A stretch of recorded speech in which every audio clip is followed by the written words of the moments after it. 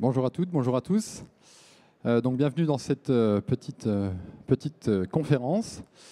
Je m'appelle Kevin Apointer, je suis directeur de la communication et de l'académie, qui est le centre de formation du groupe chez Delfingen, qui est un équipementier automobile mondial que je vous présenterai un peu plus tard à l'aide d'une petite vidéo.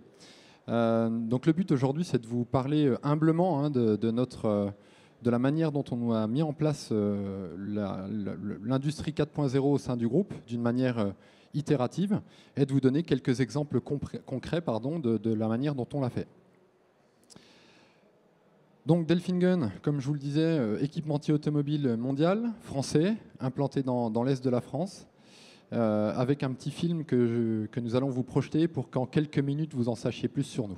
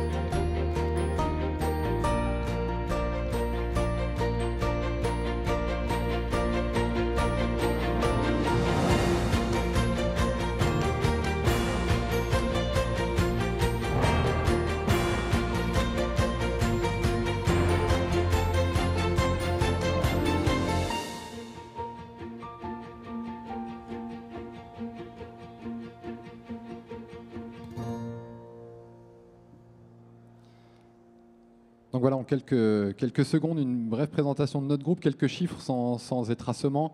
Une entreprise qui est toujours détenue par la famille qui a créé le groupe en 1954, ce qui aura son importance dans la manière dont on a déployé notre stratégie Industrie 4.0. 4000 collaborateurs dans 42 sites dans une trentaine de pays dans le monde, de la Chine, Japon, vers le Mexique, le Brésil, en passant par la Roumanie, la Slovaquie par exemple. Donc, comme je vous le disais, un groupe qui est encore détenu par la famille qui l'a créé, qui est une famille suisse protestante. Et pourquoi, encore une fois, ça a son importance? Ça a son importance dans les valeurs qui nous unissent avec les 4000 collègues du groupe. Les 4 valeurs qui sont entrepreneuriat, solidarité, harmonie et responsabilité. Pourquoi est-ce que ça a une importance? Vous le verrez plus tard dans la présentation. C'est qu'on donne tout le pouvoir à nos collègues localement, peu importe son métier au sein du groupe, pour faire améliorer les processus, pour se tourner vers le futur, pour réduire les déchets, etc., etc. Donc c'est vraiment une valeur qui est ancrée en créant nous collaborateurs du groupe Delfingen. Le projet Industrie du futur, pour lequel on a eu le grand plaisir de recevoir un prix avec Madame la Ministre il y a quelques minutes, s'articule autour d'une vision, là encore humblement, hein, mais d'une vision Adapt to Lead. L'objectif, c'est de bouger très rapidement pour être le leader dans les actions que l'on fait. Et donc, je pense que si vous êtes chef d'entreprise ou collaborateur d'un groupe privé ou public ou parapublic, je pense que vous serez tous d'accord avec moi sur l'acronyme VUCA, qui est le monde que nous connaissons aujourd'hui, avec l'incertitude permanente, brutale, rapide, et donc qui nous impose à nous, entreprises, de nous adapter le plus vite possible. Celui qui s'arrête est mort de toute façon, je pense que j'enfonce ici une porte ouverte. L'objectif, donc, c'est de bouger vers le futur pour gagner en compétitivité et pour capturer de la valeur client. Alors ça, c'est des beaux mots, mais on verra un peu plus tard en exemple ce que ça donne dans la réalité. Et il y a quelque chose qui nous est vraiment important, c'est d'interagir avec notre écosystème. Là encore, vous le verrez dans les exemples que je vais vous donner. J'entendais tout à l'heure Madame la Ministre dire pourquoi est-ce que l'industrie allemande est plus performante que la nôtre. Alors, ce serait parce qu'ils sont très forts sur la machine-outil. Nous, dans l'automobile, c'est parce qu'ils chassent en meute. C'est-à-dire qu'il y a toute la filière qui se protège et ça travaille entre entreprises qui se connaissent, donc entre entreprises du même écosystème. Et nous, Français, on est encore un petit peu avec chacun nos clochers. Ça a tendance à changer maintenant et c'est vraiment très très important d'être ensemble pour pouvoir gagner des marchés et pouvoir gagner de la puissance. Donc notre approche méthodologique, voilà, pas de gros plan stratégique marqué sur les murs de l'entreprise. Nous, notre objectif, c'est test and learn. Donc c'est-à-dire d'y aller par petites expériences itératives. On regarde si ça fonctionne, on met un petit peu d'argent, et puis si ça fonctionne, on mesure les KPI et ensuite on diffuse dans le groupe. Et ça, l'objectif est double. Le premier, c'est que bien entendu, si on se trompe sur l'essai, eh bien, on n'a pas perdu beaucoup d'argent. Et l'autre objectif, c'est encore une fois de responsabiliser nos collaborateurs au Brésil, aux Philippines, aux États-Unis, au Canada, qui peuvent mettre en œuvre une idée qui sera diffusée sur l'ensemble des filiales du groupe. Et donc, bien entendu, c'est la fin de ce slide, une approche par les usages, besoins utilisateurs. Là encore, la problématique que pourrait avoir un plan top-down, ça pourrait ne pas prendre en compte les besoins de nos collaborateurs. Et là, l'objectif de notre approche méthodologique, c'est vraiment, encore une fois, de donner le pouvoir à nos collaborateurs sur le terrain.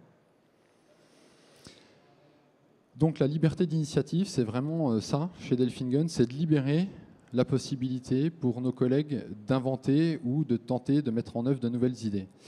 Alors, il faut expérimenter, il faut le faire par soi-même. Hein, c'est là, dans nos valeurs, notre valeur d'entrepreneuriat, c'est fais-le. Tu as une idée, fais-le. Et ça, c'est vraiment très, très important pour le groupe. Il y a aussi de favoriser l'idéation avec notre communauté, notre écosystème, et surtout à la fin, et c'est pour ça que j'ai le plaisir de vous faire cette courte présentation aujourd'hui, à la fin, il faut en tirer des conséquences. Et des conséquences, c'est est-ce qu'il faut faire évoluer le niveau de compétence de nos collaborateurs, comment on fait en interne, en externe, avec des partenaires, c'est d'en tirer les fruits pour que petit à petit, tous nos collaborateurs montent d'un cran. C'est ça qui est vraiment important aussi, c'est que nous, chez Delfingen, par exemple, on fait des formations Industrie 4.0 pour nos collègues de la production. Alors on pourrait dire, nos collègues de la production, ils n'ont pas forcément à savoir ce que c'est que l'industrie 4.0, quelle est la stratégie, quels sont les outils. Mais pourtant, si on les emmène avec nous, ça sera les premiers acteurs. Et si c'est les premiers acteurs, c'est eux qui vont expérimenter, c'est eux qui vont proposer de nouvelles choses. Donc c'est vraiment très très important chez nous, c'est un leitmotiv. Toujours sur la méthode, donc 3 objectifs principaux, développer les initiatives, favoriser l'innovation. Ça va se faire à l'aide d'un système, d'une plateforme que nous avons, qui s'appelle The Annex. Donc c'est une plateforme animée, parce que c'est ça qui est important aussi. On peut toujours diffuser une plateforme à des collaborateurs. Si on ne les emmène pas avec nous, si on n'anime pas cette plateforme, ça ne peut pas marcher. Donc nous, les 4000 collaborateurs du groupe ont accès à cette plateforme et chacun peut déposer une idée. L'objectif de le déposer sur une plateforme, c'est qu'il peut demander à ses petits copains de la production, par exemple du Brésil, des Philippines, du Maroc ou de la Tunisie, de venir travailler avec lui. Donc sans ce programme, mon collègue brésilien de la production qui a eu une idée qu'il a déposée sur la plateforme, il n'aurait jamais été en contact avec un collègue des Philippines de la production. Et grâce à ça, eh bien, on resserre encore le maillage au sein du groupe. Et puis pour ceux d'entre vous qui font partie de grands groupes, vous savez que c'est vraiment la chose la plus importante, c'est comment on garde les valeurs du groupe en grossissant. Et donc là, nous, en passant la barre des 4000 personnes, c'est vrai que c'est vraiment très très important pour nous que l'ensemble des collègues continuent à être en contact. Donc voilà. Nous avons un programme d'entrepreneuriat. Donc la différence, c'est que je suis l'un des cofondateurs de la société Voodoo, dont je vais vous parler juste après, qui est une sorte d'émanation de Delfingen et qui est née grâce à cette plateforme The Annex. Je vais vous expliquer un petit peu à quoi ça sert juste après. Et puis voilà, on s'ouvre un peu à notre écosystème avec un lab. Alors rien d'exceptionnel là encore, je pense que beaucoup d'entreprises ont leur Fab Lab. Mais nous, l'objectif, c'est vraiment de travailler avec les entreprises de notre écosystème dans nos labs respectifs pour pouvoir avancer plus vite. Deuxième objectif, développer les compétences. Donc, je vous en ai parlé. En tirer les conséquences, voir quelles sont les formations à mettre en place et puis accélérer encore dans la formation de nos collaborateurs pour qu'ils n'aient pas peur de l'industrie du futur. L'industrie du futur, ça ne détruit pas d'emplois, ça les transforme. Donc, nos collègues de la production, il ne faut pas qu'ils aient peur de perdre leur emploi. Ils vont peut-être avoir un nouvel emploi, plus haute valeur ajoutée, et c'est ça que nous, direction, on doit apporter à leur connaissance. Et tout naturellement, voilà, démystifier l'industrie du futur. Je pense que si vous êtes là aujourd'hui, vous avez certaines clés de lecture de l'industrie du futur, mais encore une fois, pour nos collègues de production, les clés de lecture dans l'industrie du futur, ça peut être assez compliqué. On tape aujourd'hui industrie du futur sur Google, vous avez plusieurs milliers de réponses, et c'est à nous aussi d'en faire la traduction, la simplification pour pouvoir leur expliquer. Voilà, donc on a choisi de vous montrer avec 4 ou 5 exemples notre stratégie Industrie 4.0. Et le premier, c'est celui-ci. En quelques mots, je reviens sur la famille dirigeante du groupe, famille suisse protestante, donc très très portée vers l'autre. Et donc très tôt, le groupe Delfingen a mis en place sa fondation d'entreprise, il y a 10 ans. Donc vous allez me dire encore une fois, peut-être que pour un grand groupe, une fondation d'entreprise, c'est normal, mais quand on l'a mis en œuvre il y a 10 ans, on était 1300 collaborateurs et puis on faisait peut-être 120 millions de chiffre d'affaires. Et donc cette fondation, elle est très importante pour nous. Et chaque année, 1% du résultat net du groupe est versé à cette fondation d'entreprise qui agit sur 4 piliers principaux, l'habitation, l'éducation, la santé et le handicap. Et donc on agit dans les pays les plus pauvres dans lesquels nous sommes présents pour améliorer les conditions de vie de nos collaborateurs. Et donc, on a une collègue qui se trouve ici, en bas à droite, qui s'appelle Dorothée, qui est aux achats. Donc, de par son expérience personnelle, elle a vu une émission sur l'association Enable. L'association Enable, elle livre des plans de prothèses de mains, de pieds, de bras, qui sont fabriqués en fabrication additive, justement, en plastique. Et donc, cette collègue a regardé cette émission, elle s'est dit, mais pourquoi on ne le ferait pas chez Delfingen? Donc, elle est allée sur la plateforme The Annex, elle a dit, est-ce qu'on pourrait faire ça? Et nous, on était au début de notre Fab Lab, on avait une ou deux petites imprimantes 3D, puis un ou deux petits outils en plus, et on s'est dit, mais ça peut être une formidable opportunité pour nous d'en connaître plus sur la fabrication additive. Nous, on fabrique des tubes en plastique pour l'automobile. Aujourd'hui, ils sont extrudés, ces tubes, dans des machines. Demain, pour aller plus vite, pourquoi pas le faire par fabrication 3D? Alors aujourd'hui, nos clients ne nous le demandent pas encore, mais on est prêt, parce que cette collègue a passé du temps. On a acheté des machines, on l'a formée, elle a pu fabriquer ces prothèses pour un collègue portugais, par exemple, qu'on voit ici, mais elle s'est formée à la fabrication additive. Et donc, on a pu faire des tests chez Delfingen qui vont avoir aujourd'hui un impact sur notre production. Donc ça, c'était il y a 1 an. Aujourd'hui, on fait des moules de vérification qualité pour nos tubes en fabrication additive. Avant, c'était en fer. Et donc, 1, ça prenait du temps à être fabriqué. 2, ça pouvait blesser nos collègues parce qu'il y avait des petits angles. Donc, quand nos collègues mettaient les tubes, ça pouvait les blesser. Et 3, une fois qu'ils étaient faits, on les mettait à la poubelle quand on les avait utilisés. Là, aujourd'hui, on les fait en impression 3D. Cette collègue, elle a permis de faire un peu d'émulation autour de l'impression 3D. Ces moules, on les fait en 3D. Ils sont faits en 1h30. Ils ne blessent plus nos collègues. Et puis, on peut les réutiliser en scrapant la matière plastique et on peut la réutiliser. Donc, pour nous, on a vraiment eu une avancée sur cette stratégie-là. Et aujourd'hui, on a pu déployer ça dans tout le groupe. Donc, les 2 aspects. Dans tout le groupe, il y a des collègues bénévoles qui fabriquent avec les imprimantes 3D du groupe des prothèses pour des personnes au Portugal, aux Philippines, au Brésil. Et en plus, ces imprimantes 3D, elles servent à faire des moules de contrôle qualité. Donc on a fait d'une pierre deux coups sur cet exemple-là. Deuxième exemple, là encore, notre lab.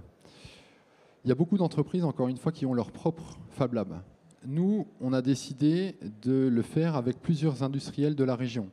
Donc vous reconnaîtrez certainement des noms comme Forestia ou Lisi, Lisi Group, et peut-être pas avec l'UTBM, qui est l'Université de technologie de Belfort-Montbéliard, qui est classée parmi les meilleures universités de technologie.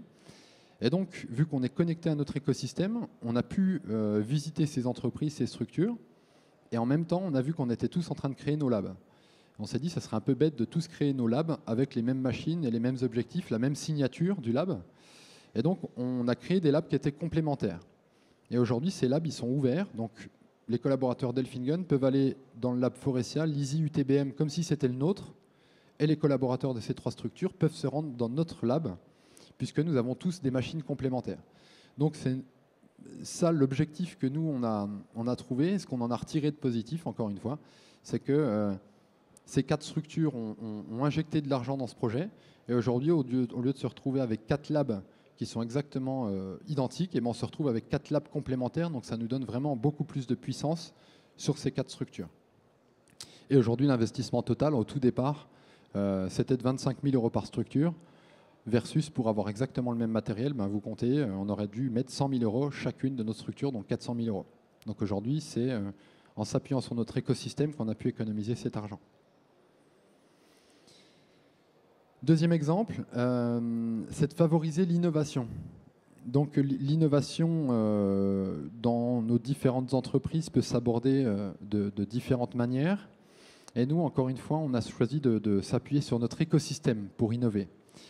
Et il n'y avait aucune structure qui permettait de pousser l'innovation et de favoriser l'innovation. Donc ça rejoint exactement le même exemple numéro 2 dont je viens de vous parler. Cette fois-ci, en s'appuyant sur les structures publiques, parapubliques, donc l'Agence économique régionale de notre région et la CCI, donc Chambre de commerce et de l'industrie. Et donc grâce à ces deux structures, on a pu mettre ensemble un certain nombre d'industriels, un certain nombre d'écoles pour pouvoir former nos ingénieurs et techniciens recherche et développement aux différentes méthodes d'innovation. Et vous n'êtes pas sans savoir qu'avec le Covid, il y a une large part donnée au télétravail. Comment on crée et comment on anime une séance d'idéation pour innover à distance. Ça pourrait paraître facile. Dans une salle, c'est facile si on est bien formé.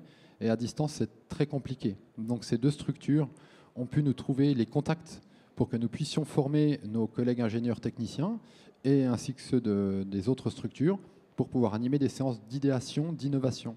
Et donc aujourd'hui, c'est fait en écosystème. Et encore une fois, il n'y a aucun problème de concurrence, mais seulement une volonté de renforcer l'écosystème pour faire des choses ensemble. Et aujourd'hui, toutes les idées qui ressortent de ces séances d'idéation sont des idées qui sont, là encore une fois, communes à toutes nos structures et qui nous permettent tous de travailler ensemble pour aller plus vite. Sur le même exemple, encore une fois, que les labs que je vous ai présentés juste avant. Quatrième exemple, je crois que c'est l'avant-dernier.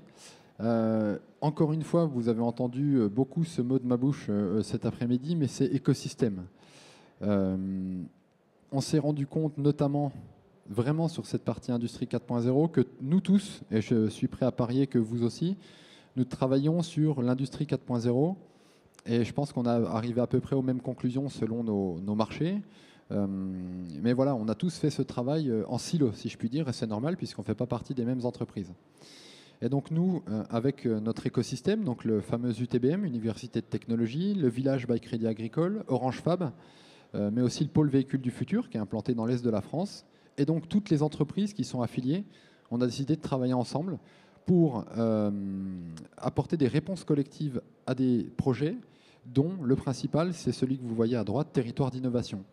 Puisque vous n'êtes pas sans savoir que le gouvernement a lancé un certain nombre de plans de relance, territoire d'industrie notamment, territoire d'innovation, pardon, et nous avons remporté dans notre région un des projets territoire d'innovation, ce qui fait que nous avons reçu des fonds publics pour, encore une fois, travailler ensemble. C'était vraiment l'axe de notre dossier, c'est de travailler ensemble et aujourd'hui, ça marche très très bien.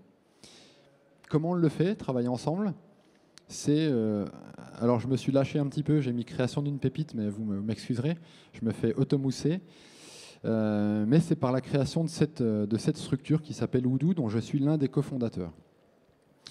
Cette société, comme je vous l'ai expliqué tout à l'heure, on a eu l'idée de la créer avec 3 autres cadres du groupe, en se disant, mais aujourd'hui, si on veut travailler avec des structures autour de nous, donc des structures qui sont à 10-20 km qu'on connaît, on peut le faire qu'en prenant notre téléphone.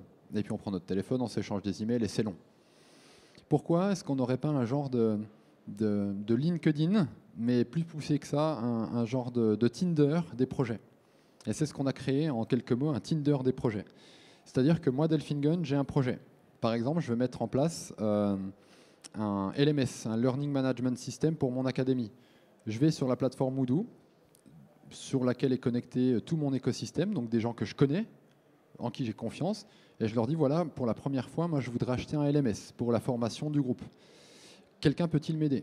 Et là, je vais avoir 2 entreprises qui vont me dire, oui, voilà, nous, ce qu'on a fait, on a déroulé telle stratégie, on a payé tel système, tel software, ça nous a rapporté tant, voilà les points positifs, les points négatifs, etc., etc. Ça vaut pour tout, ça vaut aussi pour les machines d'injection. Par exemple, je voudrais acheter un nouveau type de machine d'injection pour développer une nouvelle technologie. Est-ce que quelqu'un connaît ce constructeur? Oui, non. Et là, j'ai des entreprises de mon écosystème qui vont me dire, oui, je connais, voilà ce que j'ai fait avec eux, etc., etc. Et si on pousse encore plus, entre entreprises non concurrentes, on pourrait travailler sur des projets qui développent de la valeur ajoutée, des brevets, et puis donc de l'argent. Et donc, aujourd'hui, on a déjà ce genre de projets qui sont sur la plateforme, puisque cette plateforme, on l'a vendue, si vous me permettez de passer plus rapidement là-dessus, voilà. Cette plateforme, on l'a créée grâce à notre entreprise Odoo SAS depuis 2 ans. Et donc, on est déjà présent, vous voyez, comme vous pouvez le voir à gauche, sur le CETIM, mais aussi Boost French Fab, tout en haut à gauche, et sur certains campus. Donc nous, nos clients, c'est des écosystèmes. Pôle véhicule du futur, campus des métiers et des qualifications, des régions qui veulent développer l'innovation, l'idéation. Et donc nous, on leur vend notre plateforme, ils vont connecter leurs adhérents sur cette plateforme et leurs adhérents vont se retrouver pour parler sur des projets. Et nous, on a développé, et je reviens au précédent slide, un certain nombre de choses. Donc le dernier point, c'est les projets.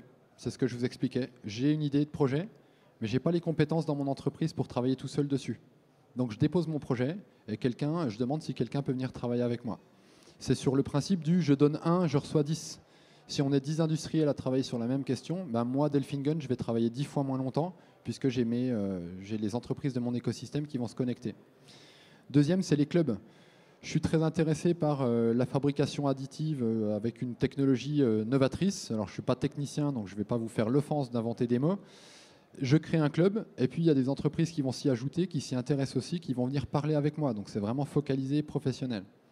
Et à la fin, j'ai un annuaire des compétences. Donc, par exemple, moi, entreprise de la plasturgie, j'ai une idée.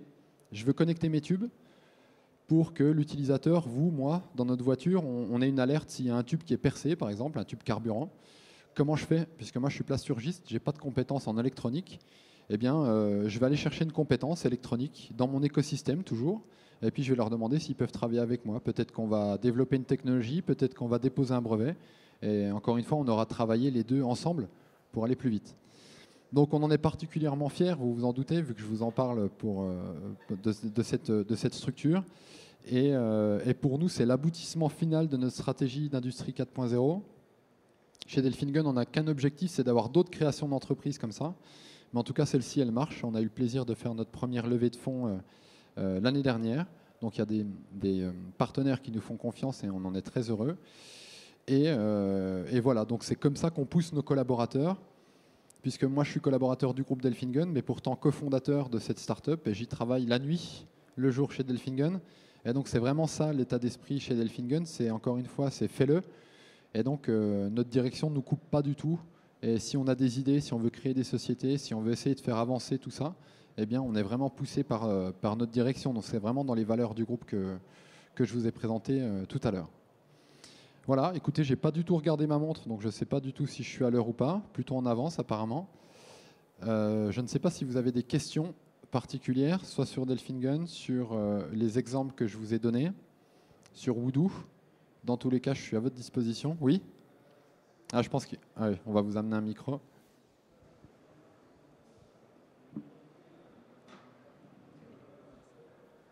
Bonjour, Alexandre Bayeul du C-Team. J'avais une question vis-à-vis de l'entrepreneuriat, puisque vous prenez l'innovation avec les collaborateurs. Est-ce que des aménagements temporels sont proposés aux collaborateurs pour qu'ils puissent creuser leurs idées, ou alors c'est en plus de leur travail initial? Alors, chers clients, bonjour tout d'abord. Est-ce que vous avez vu votre logo sur mon slide? Alors, c'est une excellente question à laquelle je vais tenter de répondre de manière simple. Je pourrais vous dire, il y a des gens qui sont aux 35 heures, il y a des gens qui sont cadres, etc., etc. Mais je vais rester dans la philosophie. On s'est rendu compte avec cette plateforme qu'il y a uniquement des gens passionnés qui se connectent. Je vous explique. C'est que si je vends cette plateforme Odoo à une entreprise X, et que cette entreprise X elle a 100 collaborateurs, sur les 100 collaborateurs que je vais inscrire, il y en a 50 qui ne vont pas venir. Et ce n'est pas grave, parce qu'ils ne sont pas passionnés. Et on ne leur veut pas, chacun fait ce qu'il veut. Par contre, dans les 50 autres, j'en ai 10 qui vont être extrêmement passionnés et le reste passionnés sur certains sujets. Et la passion, c'est ça qui est bien, c'est que ça ne compte pas le temps. Et donc, on n'a jamais, chez Delfingen, mis en place de règles pour aller sur The Annex, par exemple, qui est notre plateforme interne, puisqu'on a affaire à des gens passionnés qui vont sur cette plateforme, et donc ils font ça en dehors de leur temps de travail. Bien sûr, un jour, la question se posera, mais on verra. Mais là, aujourd'hui, voilà, on a poussé au paroxysme. Là, encore une fois, si je vous montre Odoo, certes, c'est pour que vous en entendiez parler, mais c'est aussi pour vous présenter ça. Moi, encore une fois, je suis directeur de la communication, de la formation et directeur juridique du groupe. Donc, bon, humblement, j'ai un poste qui prend beaucoup de temps. Et j'ai quand même trouvé du temps pour travailler sur Odoo parce que c'est quelque chose qui me passionne. Et donc, jusqu'à présent, mon patron ne me l'a jamais reproché, donc je le remercie. Et c'est pareil pour tous les collègues qui sont sur notre plateforme interne. C'est vraiment, encore une fois, des passionnés. Quand je vois Dorothée sur l'impression 3D, à qui on a payé le voyage pour aller au Portugal et remettre cette prothèse à un collègue qui avait une prothèse, certes, remboursée par la sécurité sociale locale, mais qui ne bouge pas, qui est lourde. Et ben, elle a été tellement heureuse en 24 heures sur place que je pense que ça lui a remboursé tout son temps de travail sur cette prothèse en dehors de son temps de travail. Voilà. Merci pour votre question.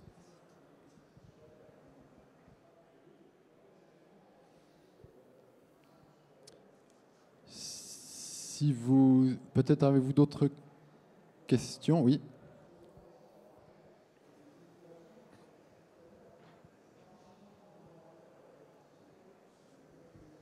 Oui, bonjour. Un autre membre de la clientèle. Je suis aussi au C-Team. Je m'intéresse beaucoup aux questions d'entreprises libérées, entre guillemets.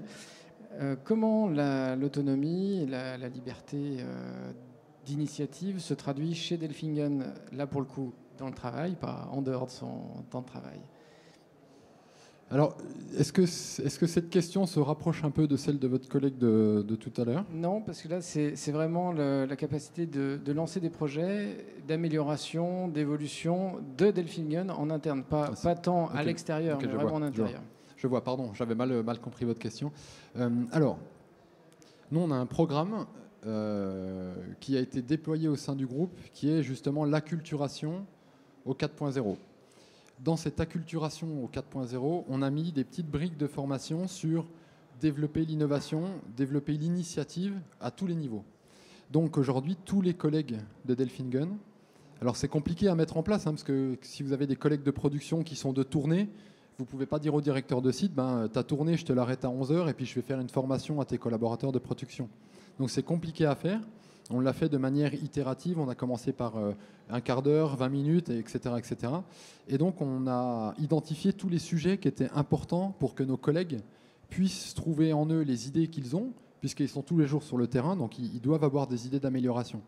Et donc, c'est comme ça qu'aujourd'hui, on se retrouve avec un programme complet sur, en quelques mots, parce qu'encore une fois, quand on s'adresse à un collègue de la production au Brésil, on ne va pas lui faire une démonstration thèse, antithèse, synthèse avec 60 slides. Il faut qu'on aille droit au point et qu'on lui explique c'est quoi l'industrie 4.0, en quoi c'est bon pour ton métier ou pour toi, puisque tu vas avoir quelque chose de plus haut de valeur ajoutée, et toi, en quoi tu peux apporter ta brique à l'édifice de l'industrie 4.0 chez Delfingen. Et c'est ça qui est compliqué, c'est la simplification à l'extrême Et ça fait quand même une formation pour nos collègues. Et on fait des... Donc ça, c'était la première partie de la réponse, pardon. Et la deuxième partie, c'est qu'avec la plateforme The Annex, on fait des vagues. C'est-à-dire qu'on essaie de les intéresser sur des sujets. La dernière vague, on a lancé une phase d'idéation sur la maintenance. Donc on a dit aux collègues, voilà, pendant 3 mois, vous avez 3 mois pour nous donner des idées pour améliorer la maintenance au sein du groupe. 6 mois après, on a fait une vague sur la production elle-même, donc l'extrusion. Et là, on va lancer sur la planète, puisque la planète, c'est un des 5 axes stratégiques de notre nouveau plan stratégique 2025, puisqu'on est plasturgiste, mais notre plastique à nous ne se retrouve pas dans la mer flottant sur... Donc on doit apporter en tant que groupe Delfingen notre pierre à l'édifice du sauvetage de la planète, si je puis dire. Donc la prochaine salve d'idées sur The Annex, ça sera sur la planète. Donc on leur a déjà pré-mâché un peu le travail, parce que pareil, l'environnement c'est énorme, c'est comme l'industrie 4.0. Et donc on va leur demander, voilà comment nous, Delfingen, on peut réduire la pollution des océans. Je ne sais pas, est-ce qu'on a un impact? Si on n'a pas d'impact, quelles actions on peut faire? Comment est-ce qu'on réduit notre impact logistique, les avions, les camions, etc. etc. Enfin, bref, il y a plusieurs strates. Et donc, en les intéressant comme ça, eh bien, on arrive à avoir des idées. Donc, il y a une période d'idéation de 3 mois, puisque innover, ça ne se conjugue pas à l'impératif. Voilà, on ne dit pas allez-y, il faut du temps. Et après, à la fin de la période de 3 mois, on a un comité de direction qui va prendre les meilleures idées, qui va donner un budget à ces idées, qui va leur donner 3 mois pour faire un POC. Et donc, une fois qu'il y a le POC, eh ben, on repasse devant le comité et le comité va dire top, celui-là on y va, on diffuse sur le groupe, ou alors celui-là c'était que pour le Brésil, pour X ou Y raison, ou celui-ci, après le POC on voit que ça ne marche pas, on arrête. J'espère avoir répondu à votre question. Merci. Je vous en prie.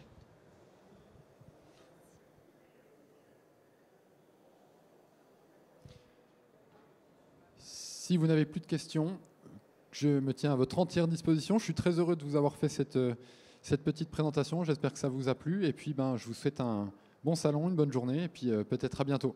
Merci beaucoup. Merci.